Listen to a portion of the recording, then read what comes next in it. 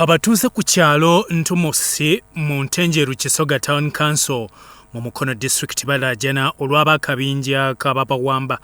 Ngenda jijanze ntwale mu basikula kuba abana bange tebakyalina kyakulya. Tebakkirizibwa kutaka.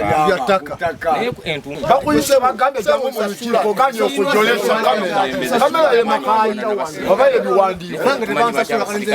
Bagamba omu ku batuuze Makai Albert Mukasa ayagala kubagoba ku bibanja byabwe nga bo bamanyi nyini ttaka mulala.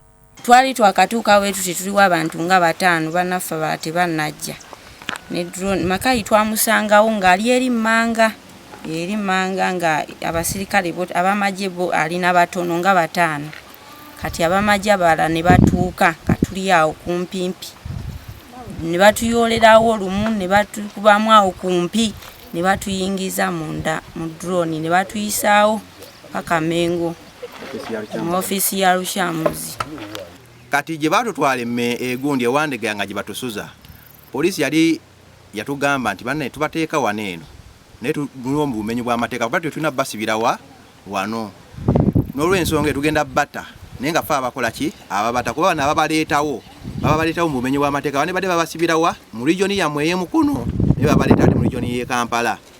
Abasajja bajja drone zajjezi nga zimasuka tezimanyi nnyonyi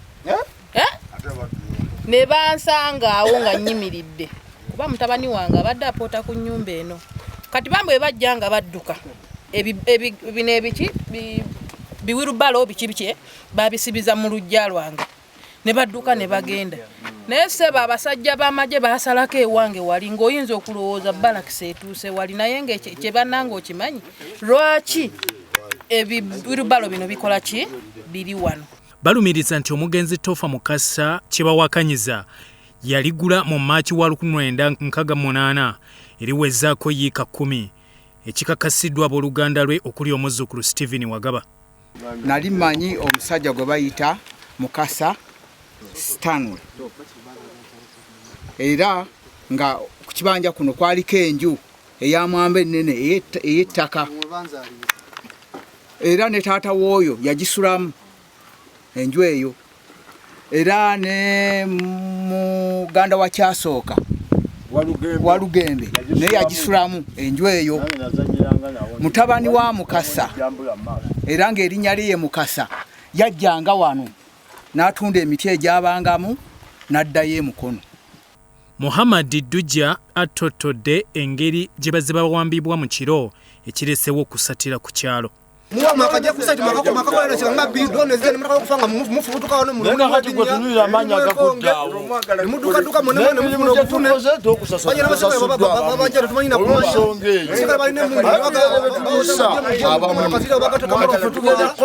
Ssentebe w'ekyalo Ntumosi Musoke kyanaamirirwa Fred agamba kize kimanyiddwa nti ab'enju ya Tofa Mukasa be bannyini ttaka lino si Makai. N'olw'ensonga eyo Makai yajja kuno omwaka gwe siyajjukira n'ambuuza kino ekibanja kyange ne munnyonnyola ekibanja kiriko bannannyini kyo lwakuba kiribuko oludda olumu oluliko ensiko. N'agamba mu mateeka nannyini kibanja nannyini ttaka bw'abeera nga zikutundasa ekibanja nga kikoze eki kizise waddemba okukyeddiza namuga ndi etteeka sirimanyi n'aŋŋamba nze ndimanyi era n'agenda akaseera n'adda n'agamba nti kati buyinza bwange nga nannyini ettaka ekibanja nkoze eki so nga mabagako eri ettaka lino lya mukulu Mukasa bw'avaawo n'akiddiza maama we n'omuwala we Mbalyoweri azaala abaana Mbalyoweri Mukasa nga yazaala abaana bano ba Mukasa. Basazeewo okugendebwa RDC Mukono okuloopa ababatuntuza nga basaba poliisi okubawa obukuumi. Obuvunaanyizibwa bw'ennina ku ttaka kuno nabulako plooti nnya. Bwe tusaba Pulezidenti atuyambe ne Muwoozi ne Minisita Balamu batukwatire omwami oyo General Kyamuzi kubanga atukwata atumazeewo ffenna ne ssente aziwamba n'abatuuze abakwata ekire n'emisana. Aguzibwa omwami ayitibwa Wagaba yanguze ekibanja nga kiriko half acre kiweza half acre ne 5 ku 10. Bwe namala okugula mbandi tewaliwo obuzibu bwonna nga mmaze okugula mbandi mu kutambula ndi mu kkubo erintwala ku kibanja kyange ekyo kye nagula nendaba amagye nga gazze. Bya Erkiga Soroti TV Omunyo. Download the Salt Media app from the Google Play Store and the Apple App Store.